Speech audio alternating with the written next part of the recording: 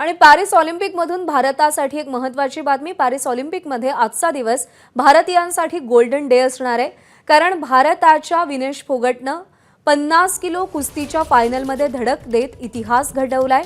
Vinesh फोगटनं क्युबाच्या Yusneylis गुझमन लोपेझवरती 5-0 अशी सहज मात करून महिलांच्या 50 किलो गटाची फायनल गाठली।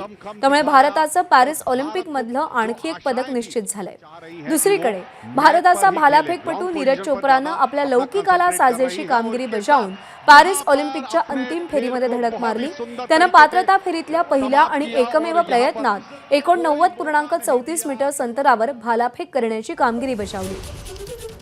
पॅरिस ऑलिम्पिकमधली पुरुषांच्या भालाफेकीची अंतिम फेरी उद्या मध्यरात्री सुरू होईल। विनेशसह इतर भारतीय खेळाडूही धमाकेदार कामगिरी सध्या ऑलिम्पिकमध्ये करतायत।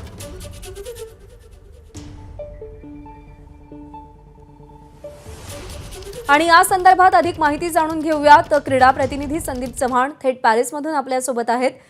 सर, आजचा दिवस भारतीयांसाठी खूप महत्त्वाचा, पदकांच्या अपेक्षा खूप उंचावलेल्या आहेत।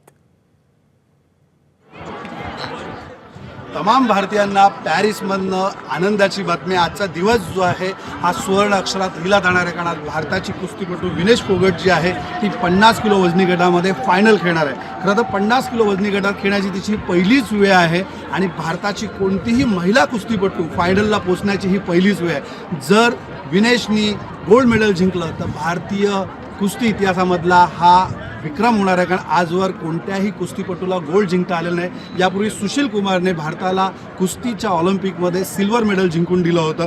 खाशाबा जाधवाने 1952 साली ऑलिम्पिकमध्ये कांस्य पदक मिळवल्यानंतर जी कुस्तीची कमान उंचवली होती ती सुशील कुमारपर्यंत टिकली होती। आता पहिल्यांदा विनेश फोगटला ही जी कमान आहे ही अत्यंत उंच अशी गोल्ड मेडलपर्यंत नेण्याची संधी आहे। आणि ज्या पद्धतीने विनेश खेळत आहे, विशेषतः पहिल्या फेरीमध्ये तिने जागतिक क्रमवारीमध्ये क्रमांक 1 वर असणाऱ्या सुईचा पराभव केला होता। आणि सगळ्यात महत्त्वाचं म्हणजे आज सेमीफायनलला तिने क्युबाच्या खेळाडूचा 5-0 असा फडशा पाडलेला आहे। फायनलमध्ये अमेरिकेच्या खेळाडूबरोबर तिला झुंज द्यायची आहे, त्यामुळे जे दिल मांगे मोर जातात संपूर्ण भारतीय जे आहेत तिच्याकडनं गोल्ड मेडलची अपेक्षा ठेवू शकतात। अर्थात भारताला अजूनही आनंदाची बातमी आणि ती म्हणजे ॲथलेटिक्समधनं भारताचा नीरज चोप्रा जो आहे हा भालाफेकीच्या अंतिम फेरीमध्ये, आणि नीरजचं वैशिष्ट्य म्हणजे तो सध्या जागतिक क्रमवारीत 2ऱ्या क्रमांकावर आहे।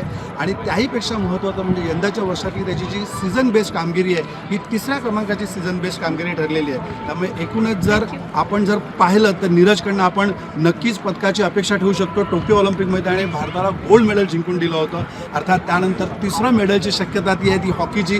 भारतीय हॉकीपटूंना सेमीफायनलमध्ये अगदी थोडक्यात पराभव पत्करावा लागला होता आणि त्यामुळे आता ब्रॉन्झ मेडलसाठी 8 तारखेला भारतीय हॉकी संघ जो आहे तो स्पेन विरुद्ध ब्रॉन्झ मेडलची मॅच खेळणार आहे। आणि 4थ्या पदकाची जी निश्चिती कदाचित असू शकेल ती म्हणजे महाराष्ट्राचा बीडचा हा खेळाडू आहे अविनाश साबे। 3000 मीटर स्टिपल चेसमध्ये अविनाश साबे जो आहे हा पॅरिस ऑलिम्पिकच्या फायनलमध्ये खेळणार आहे। आणि या खेळाडूचं वैशिष्ट्य असं आहे की या खेळाडूने 1 नव्हे 2 नव्हे तब्बल 10 वेळा आपला स्वतःचा राष्ट्रीय विक्रम जो मोडलेला आहे। आणि सगळ्यात महत्त्वाचं म्हणजे नुकतीच जी पॅरिसमध्ये डायमंड ॲथलेटिक लीग स्पर्धा झाली होती त्याच्यामध्ये त्याने आपला नवा राष्ट्रीय उच्चांक नोंदवला होता। त्यामुळे त्याच्या कामगिरीकडेही तमाम भारतीयांचं लक्ष लागणार आहे। मी संदीप चव्हाण, पॅरिसमध्ये एबीपी माझा। त्यामुळे पॅरिस ऑलिम्पिकमध्ये भारताचा तिरंगा डौलानं फडकतो का याची उत्सुकता आहे। सर, धन्यवाद दिलेल्या या सगळ्या सविस्तर माहितीसाठी। एबीपी माझा, उघडा डोळे बघा नीट।